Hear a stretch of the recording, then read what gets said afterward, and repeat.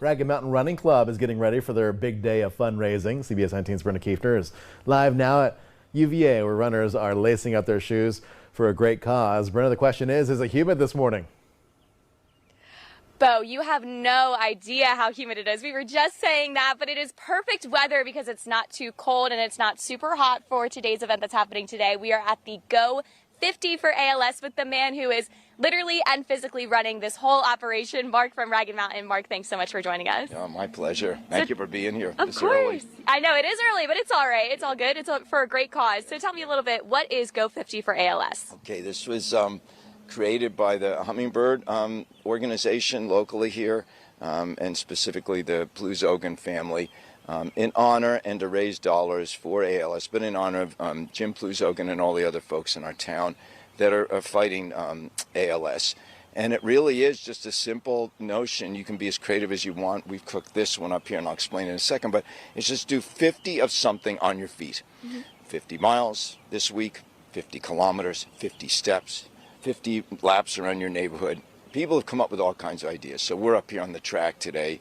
A lot of folks.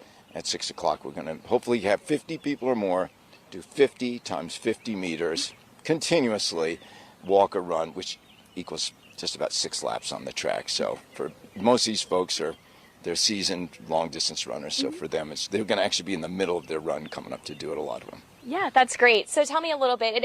May is ALS Awareness Month. So why do you think that this cause is more important now than ever before to support? Well, I was just saying to the Hummingbird folks that I grew up with the notion of Lou Gehrig's. We didn't call it ALS. Lou Gehrig played baseball in the 30s. Here it is, we're almost the 30s, a century later, and we're still fighting this. And I have been somewhat intimately involved with my next door neighbor at the corner, Chris Farina's struggle with ALS. He was diagnosed a few years ago. And I go over, I mow the lawn for them. I go and hang out at the house with them sometimes, and I see what their life is like. It's dramatically different than mine. So Hummingbird, you think of the cause of ALS, but then typical Charlottesville, we always have some kind of support group, some kind of organization, some not-for-profit that takes it down even more intimate, and that's what Hummingbird is. So they're boots on the ground, supporting families, and working to support the research that's already going on.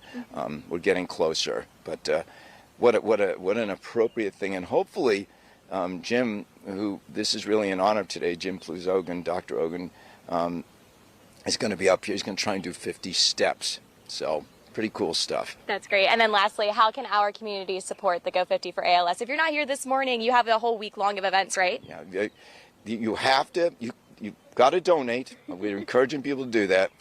Last night we passed the $6,000 mark from our group, just from our group. I think there were over 50,000 for the big group.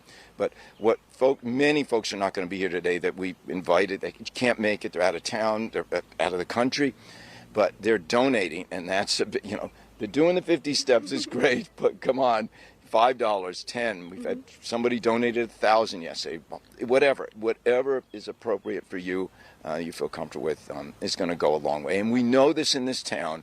I say this over and over again. We're just big enough to have big city problems, and we're just small enough to take care of them. That's great. This is typical of this today. Yes, that's great. Thank you so much, Mark, for joining us. We will have a link for donations on our website. We'll see you back at 7. We might be looking a little more sweaty, a little more different after we run our 6 laps. But for now, live in Charlottesville, Brenda Kiefner, CBS 19 News.